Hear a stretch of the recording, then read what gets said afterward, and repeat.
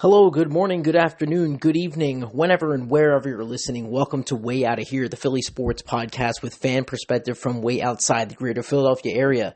My name is Steve Prudente, here with you as always to take you on the journey for however long I feel I can go on about this, but I wanted to check in with my gut reaction to an incredible hockey game. Most of you, or some of you out there, probably watched it live, and if you haven't, just pause this podcast, go back, watch the highlights of USA defeating Canada to win the gold medal in the Olympics in overtime 2-1 Sunday morning. I almost said Sunday afternoon. I guess it is Sunday afternoon in Italy, but Sunday morning I'm recording about 11:15 a.m., so if you woke up and push yourself out of bed to watch this one, you were treated to a heck of a game. Not necessarily the best from a tactical perspective on the U.S. side of things, but an incredibly entertaining game, resulting in a U.S. victory 2-1.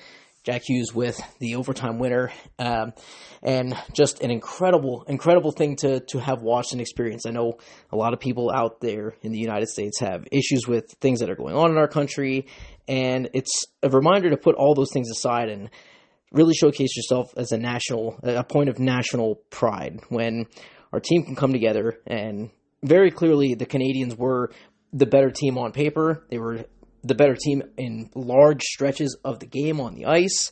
Connor Hellebuyck for the U.S. played the game of his life in this medal game. And I remember mentioning in the third period that he played exceptionally well to win that game for the U.S., and the team largely in front of him did not. It was a fortunate goal, but a well-played goal early in the first period from Brock Faber, and a tremendous play to tip it ahead and put one past Jordan Binnington that had the U.S. ahead 1-0 for the early stages of the game. In the second period, the U.S. kills off a 5-on-3 power play against an absolutely devastating Canadian power play unit that has completely decimated teams throughout this tournament.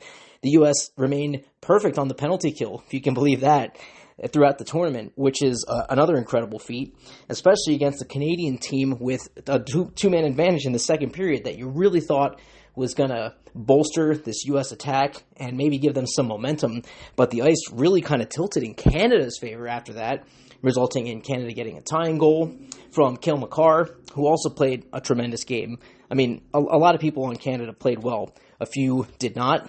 Don't really want to talk too much about that. I just want to share my elation and my feelings, and this is a little bit of vindication for those of you that were around watching in 2010 when the U.S. and Canada, it was not the same setup, but it was also an overtime game in which Sidney Crosby got the golden goal for Canada and led them to a victory over the U.S. in overtime. It was 4-on-4 back then, so a little bit different setup there, but that was a devastating, heartbreaking defeat, because this really is the time when we're seeing the U.S. is now, it seems, finally able to go toe-to-toe with Canada as the best in the world.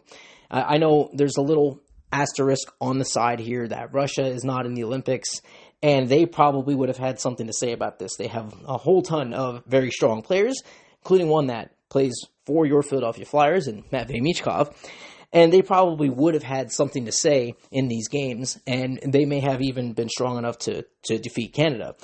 One will never know. But for now, it's a tremendous statement that the U.S. was able to do this, overcome being horribly outshot in the game. Connor Hellebuyck absolutely stood on his head, made some 10-bell saves, and a few, of course, that were fortunate bounces.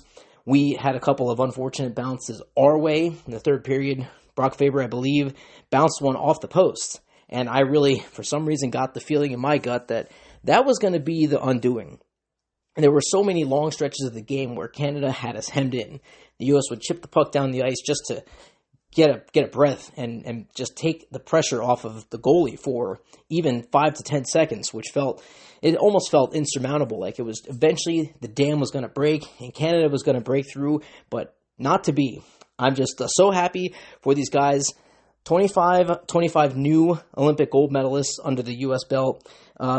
There are no Philadelphia Flyers that were on the U.S. men's Olympic roster that would take home medals, but Travis Sanheim on the Canadian side did take home a silver. Coach Rick Tocchet also will as well. And then on the Finnish side, Rasmus Ristolainen, they won the bronze medal yesterday. So good for those guys. I'm happy for them. I wouldn't have been, I guess, too upset if Canada had won ultimately. It is really just, my pride in my country is for sure the motivating factor here, but I am not one of these people that sits and watches every U.S. amateur game and really has that much of a pulse on things. But it is great to see when they can come together. You put the best players in the world on the ice, and you get an entertaining product with a thrilling finish that winds up in your favor. I'll take it anytime I can get it. Also, wanted to mention that this is the first time in Olympic history that the U.S. women and men have both won gold medals. The United States women capped off what might be one of the most dominating performances of any Olympic ever. They were undefeated, of course, and they went down to the wire against Canada. So Canada and U.S. meeting at both finals, and the U.S. ended up taking that one, just edging out the Canadians. But for the most part of the tournament, they were a dominating force, and it's interesting to see how much further ahead it seems like the U.S. women are in terms of the rest of the world. The U.S. men, as I said, are now among the best. They've beaten the best in Canada, and things are just, it's really an exciting thing to see. I'm so happy that we got to see that, and the emotional tribute to Johnny Gaudreau. His parents were in the audience, and seeing some of the players parading his jersey around the ice afterward was a really nice touch, fitting tribute, and did get me a little choked up. I'm not ashamed to admit that at all. I think a lot of people share the same thing.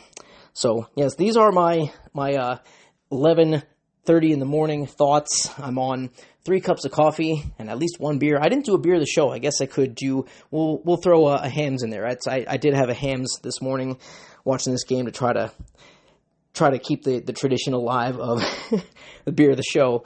We'll put hams out there as the beer of the show for this one, just throwing that in off the cuff there.